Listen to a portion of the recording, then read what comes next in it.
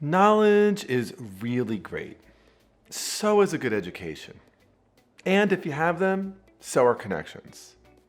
Apart from these, however, the ability to communicate clearly and confidently can often mean the difference between success, mediocrity, and utter failure.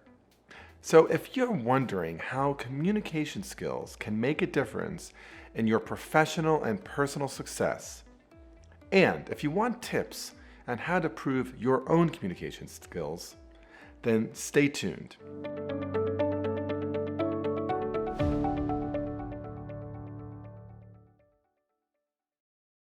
In this video, I'm going to share why communication skills make a difference for success, and I'll give you 3 tips for improving your own communication skills. So let's start with why communication skills matter.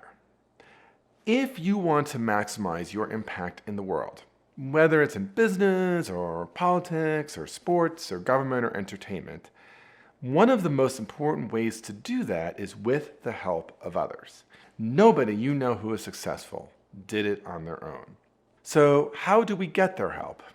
We do that by persuading them that our ideas, our beliefs, our goals, our objectives are worthy of their support. And in order to persuade them, we end up using communication skills.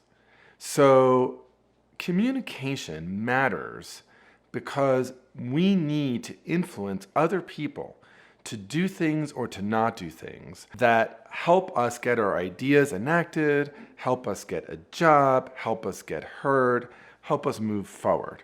So communication and self-agency are at least as important as any substantive knowledge you can bring to the table. So if that's the case, then let me share with you 3 tips to improve your communication skills. Number 1 tip is identify what I like to call the felt problem. In other words, meet them where they are at. So in the world of negotiation and influence, one of the things that I have discovered is that many people have all sorts of really good solutions to problems. In fact, there are all sorts of self-help books out there that have solutions to problems. They are experts on the Israeli-Palestinian crisis that have solutions to that crisis. They are experts on the economy or at the Federal Reserve that can tell you how to keep inflation down. And the problem is not a solution. Where many people miss in communication is they're giving a solution, but they haven't shown the person that they're speaking with that they truly understand where that person is at, what their struggling is, what their problem is. And so really good communicators do not start at prescription or solution. Instead, they start where their person is at. They start from a situation of the symptoms, because it's not until I appreciate that you know me and that you understand my world that I'm really ready to listen to your ideas. Second, use stories and images. So one of the things that I both love and then sometimes find frustrating in the world of communication and negotiation is facts and figures. So what do I mean by that? Well, I guess because my mind is a little bit academically oriented, facts and figures, and you'll sometimes even hear in these videos that I'll share with you research, I'll say, as Jared Curhan has said, or as Amy Edmondson has said, or as Deepak Malhotra has said. And I have this idea that at least some of you are persuaded by the research of academics.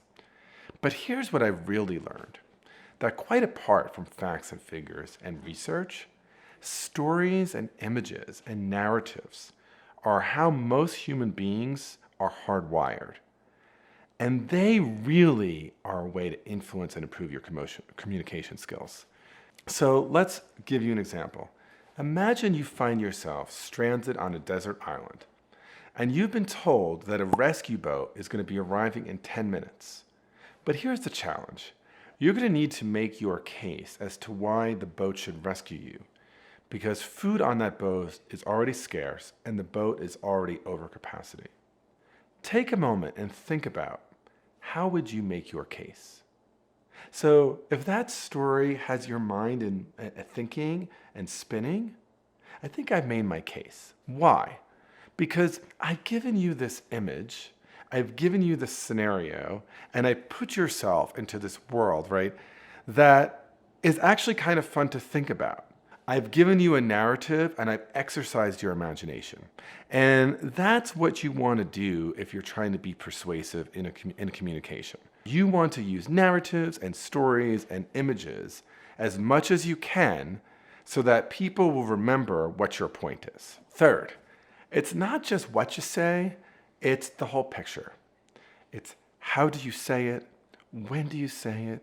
What is your tone? What are the physical attributes? There's so many examples of situations where communication effectiveness hinged less on the content and more on the whole picture. One of the most famous ones occurred in the very first presidential debate in 1960 between John F. Kennedy and then Vice President Richard Nixon.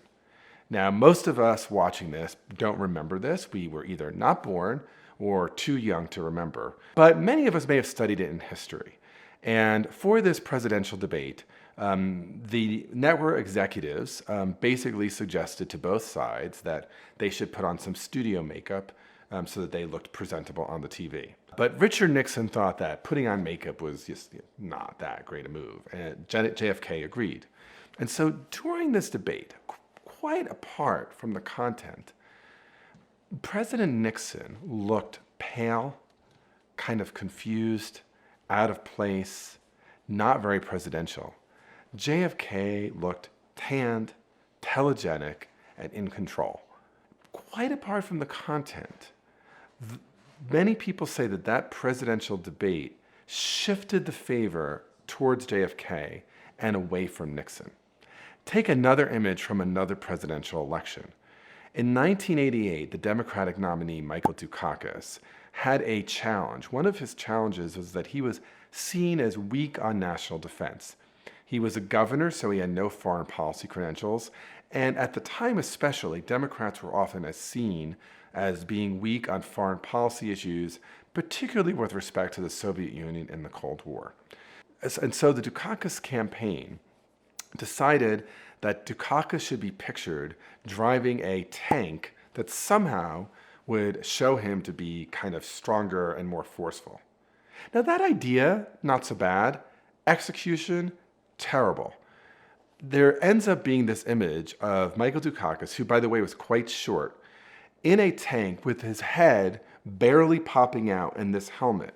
It almost looked like a Weeble Wobble in a toy tank. It's an image that actually ends up reinforcing the exact opposite message of what the Democrats wanted and was used by the Republicans to show that this guy is just not fit for the world stage. So when you are thinking about communication skills, right, remember they are critical to your success both professionally and personally.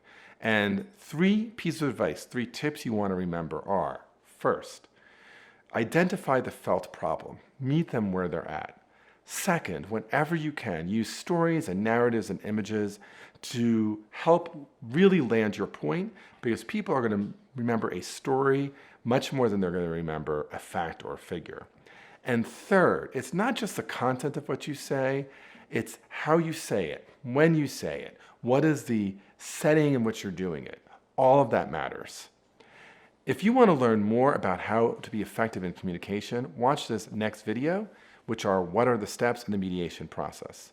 And of course, don't forget to like this video, ring the bell, and I'd be super grateful if you'd subscribe to my channel. I'm Bob Bordone, and thanks for watching. Okay, you know you want to learn more about mediation. Just do it. Click.